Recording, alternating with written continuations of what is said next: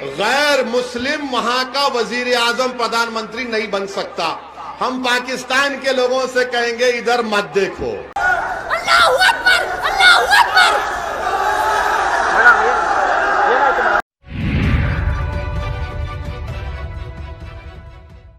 नमस्कार, इन खबर में आपका स्वागत है। कर्नाटक से शुरू हुआ हिजाब का विवाद अब देश में फैल गया है। उत्तर प्रदेश तक तो पहुंचा ही था, पाकिस्तान के भी पेट में मरोड़ उठने लगे हैं और उसने भारतीय राजनयिक को तलब किया और कहा कि भारत में ये क्या हो रहा है, अपने सरकार से कहिए, इसे गंभीरता से ले। इतना ही नहीं, वहाँ के विदेश मंत्री हैं शाह महमूद कुरैशी, उन्होंने कहा कि मुस्लिम महिलाओं को, लड़कियों को शिक्षा से वंचित किया जा रहा है। भारतीय राजनयिक ने पाकिस्तान को इसका करारा जवाब दिया है। राजनयिक ने बोला है, हमारा मुल्क जो है वो धर्मनिरपेक्ष देश है, अपने मुल्क को देखिए और अपने यहाँ की स्थिति को संभालिए। पाकिस्तान को करारा जवाब जब राजनयिक ने दिया, उसके बाद AIM चीफ जो है असदुद्दीन ओवैसी, वो भी उत्तर प्रदेश में एक चुनावी सभा में थे, वहाँ से पाकिस्तान को संदेश भेजा है कि ये पाकिस्तान का सब्जेक्ट नहीं है, ये हमारे घर का मसला है, हम इसे संभाल लेंगे। सुनिए जरा क्या कह रहे हैं। इनके बारे में हम ये कहना चाहेंगे कि मलाला पे हमला पाकिस्तान में हुआ, उसको वहां पर पढ़ना पड़ा। पाकिस्तान के संविधान के लिहाज से कोई गैर मुस्लिम वहां का वजीर आजम प्रधानमंत्री नहीं बन सकता। हम पाकिस्तान के लोगों से कहेंगे इधर मत देखो, उधर ही देखो। तुमको, तुम्हारे पास बलूचियों का प्रॉब्लम, तुम्हारे पास क्या क्या झगड़े हैं, तुम उसको देखो। ये देश मेरा है, तुम्हारा नहीं है, हमारे घर का मामला है। आप इसमें अपनी टांग या अपनी नाक मत अड़ाओ, जख्मी हो जाएंगी तुम्हारी टांग और नाक।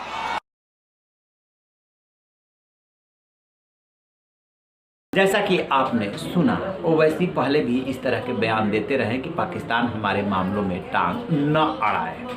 मलाला ने भी इसको लेकर के और ट्वीट किया था कि बहुत ही खौफनाक है, भारतीय राजनेताओं को लड़कियों को शिक्षा के मामले में इंटरफेयर करना चाहिए। ये तो हो गई प्रतिक्रिया की बात, लेकिन असल में विवाद उपजा कहाँ से, इसको भी जरा समझ लेते हैं। दरअसल विवाद यहाँ से उपजा कि कर्नाटक एजुकेशन एक्ट पास हुआ है, उसे लागू किया गया है कि स्कूल कॉलेजों का अपना यूनिफॉर्म होगा, उसी यूनिफॉर्म में सबको आना होगा, चाहे हिंदू हो या मुस्लिम। उडुपी में जब एक दिन क्लास में 6 लड़कियां पहुंच गई जो आप पहन करके।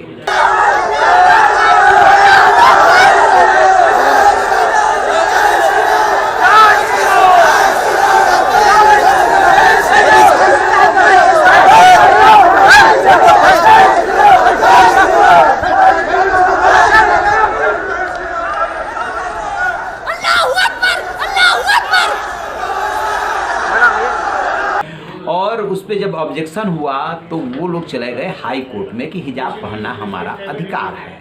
हाई कोर्ट में ये मामला पेंडिंग है, सिंगल बेंच के सामने गया। सिंगल बेंच ने कह दिया कि चूंकि मामला गंभीर है इसलिए हम इसको बड़ी बेंच को रेफर कर रहे हैं। वो बड़ी बेंच के सामने चला गया है। इस बीच कर्नाटक सरकार ने 3 दिन के लिए स्कूल कॉलेज बंद कर दिया है, लेकिन हंगामा बढ़ता ही चला जा रहा है। हंगामा तब और बढ़ा जब लड़कियां ग्रुप में हिजाब में पहन करके आने लगी और उधर से भगवाधारी गमछे वाले भी आने लगे विरोध करने के लिए। यहीं से इस मामले ने तूल पकड़ लिया। फिर कहा यह गया कि ये इसलिए तूल दिया जा रहा है ताकि 5 राज्यों में विधानसभा जो चुनाव है उसमें फायदा लिया जा सके। बीजेपी पे आरोप लगे कि वो जानबूझ करके ऐसा कर रही है। तो राजनीति में होता क्या है कि बेशक सामने जो घटना घटित हो रही होती है उससे आप अंदाजा नहीं लगा सकते कि इस घटना का मकसद क्या है। ये सियासतदान जानते हैं कि इसका कहाँ फायदा लिया जा सकता है, वही जो है संभवतः इसमें फायदा लेने की कोशिश हो रही है। लेकिन ये बात नहीं भूलनी होगी कि इससे देश की बदनामी भी हो रही है।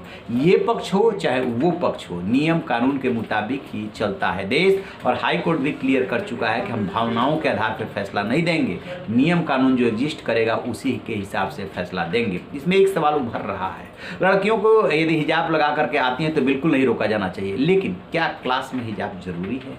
क्या इसके पहले ऐसा हो रहा था क्या?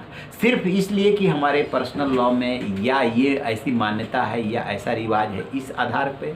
और दूसरी तरफ से जो राजनीति की जा रही है, भगवा गमछा पहन करके आ जा रहे हैं विरोध करने के लिए, वो भी उतना ही गलत है।